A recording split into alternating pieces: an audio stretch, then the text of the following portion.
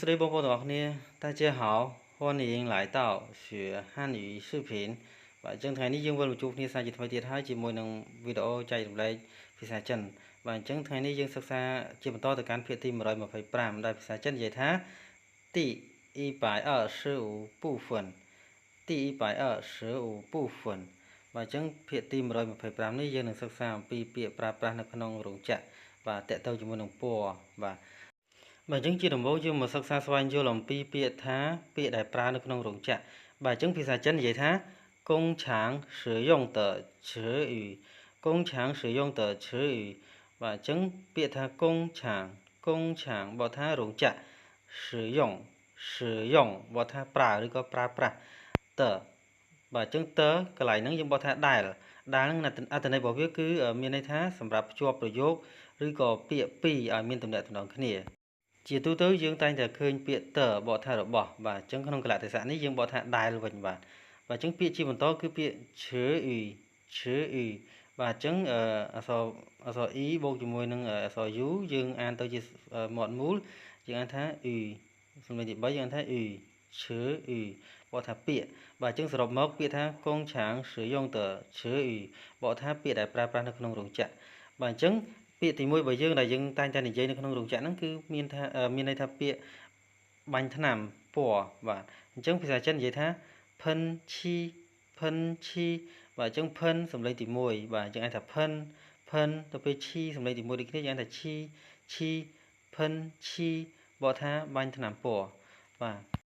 អញ្ចឹងបាញ់ថ្នាំពណ៌ហ្នឹងគឺជាវិធីដែលបាញ់ថ្នាំលាបដោយប្រើសម្ពាធខ្យល់ឬក៏ម៉ាស៊ីនសម្រាប់បាញ់ទៅលើ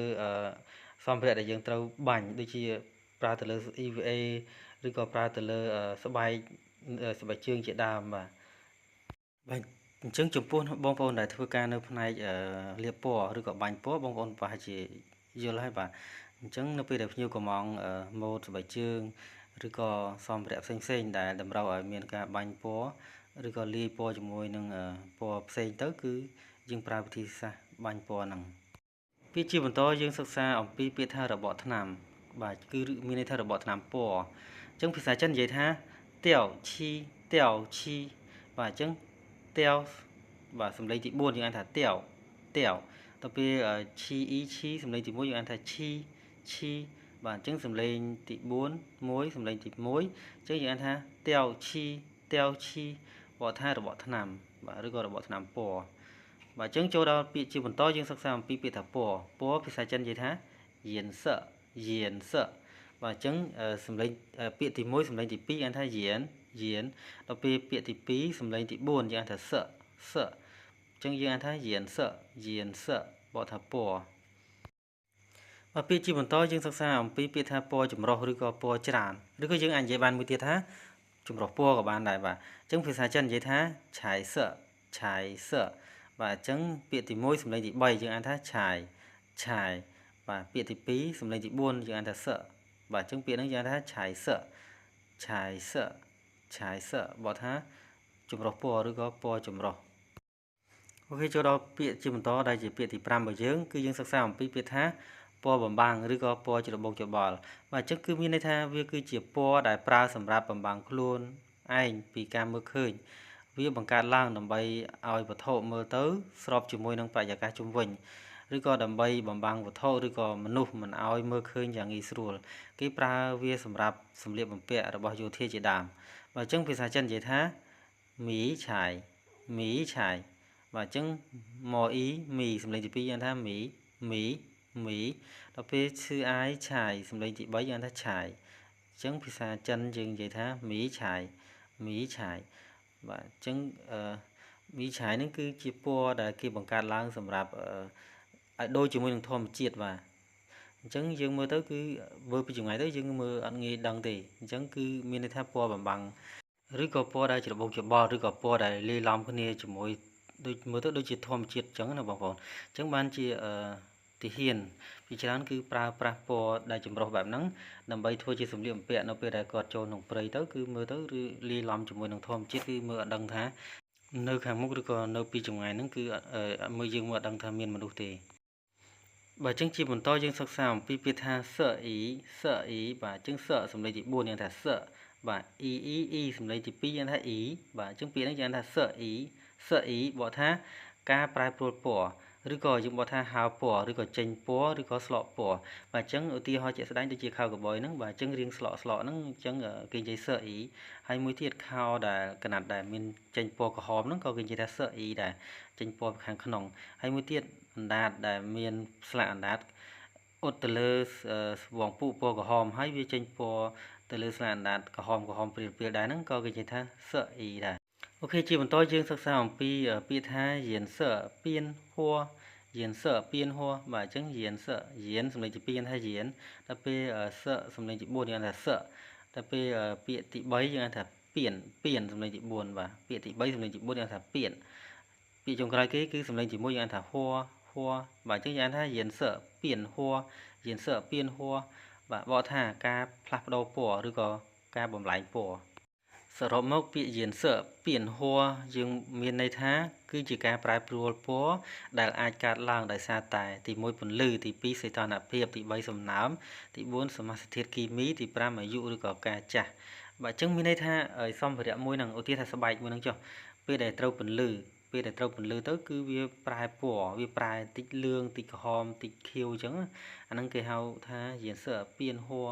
បាទអញ្ចឹងមានន័យថាវាប្រែចុះប្រែឡើងបាទអញ្ចឹងបងប្អូនមើលរូបភាពមើលទៅគឺយើងយល់ហើយជាពិសេសបងប្អូនដែលធ្វើការនៅក្នុងរោងចក្រដែល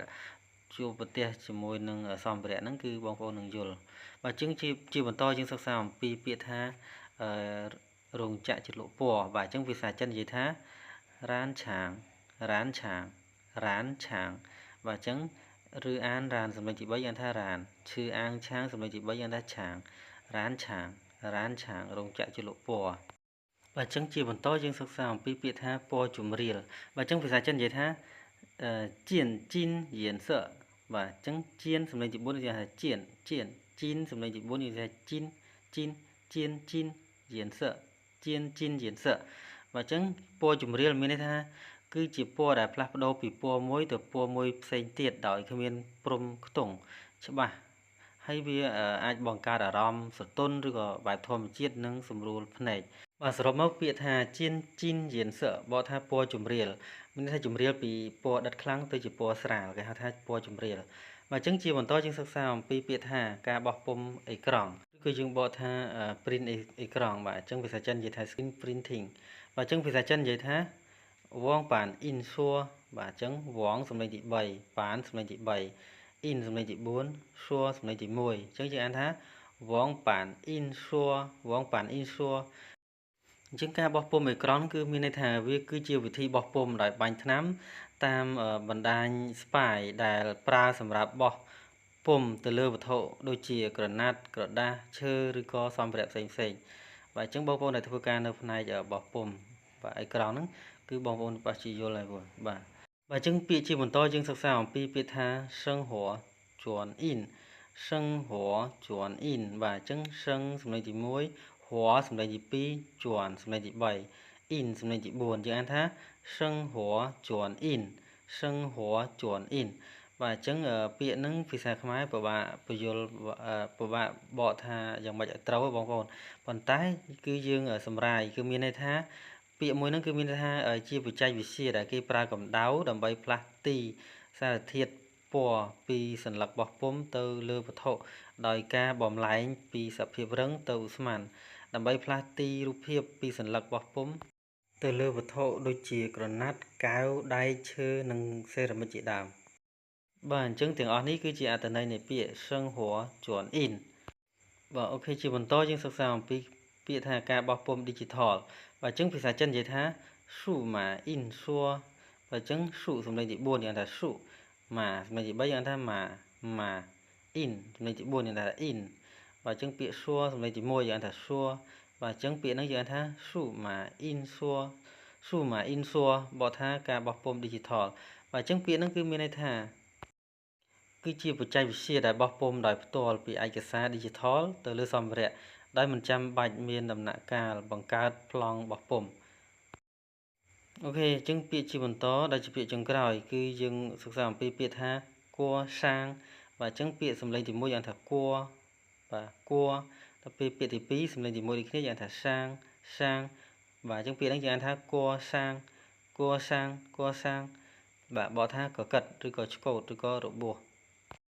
បងប្អូនទាំងគ្នាពាក្យនេះនៅក្នុងរោងចក្រគេឧស្សាហ៍ប្រើញឹកញាប់ណាស់បាទនៅពេលដែលសម្ភារៈមានបញ្ហាឆ្កូតឬក៏កកិតឬក៏មានបញ្ហាដាច់អីចឹងណាបងប្អូនអញ្ចឹងគេប្រើពាក្យហ្នឹងគឺគេនិយាយថាកសាងបាទអញ្ចឹងបងប្អូនទាំងគ្នាថ្ងៃនេះមេរៀនរបស់ពួកយើងក៏បានបញ្ចប់ទៅត្រឹមនេះហើយអរគុណដល់បងប្អូនទាំងគ្នាដែលតែងតែគាំទ្រនឹងទស្សនាវីដេអូរបស់ខ្ញុំតាំងពីដើមរហូតដល់ចប់បាទអញ្ចឹងយើងនឹងជួបគ្នានៅវីដេអូដែលចែករំលែកអំពីភាសាចិនថ្មីជាបន្តទៀតនៅលើក្រោយទៀតOK，感谢大家的支持和观看，拜拜。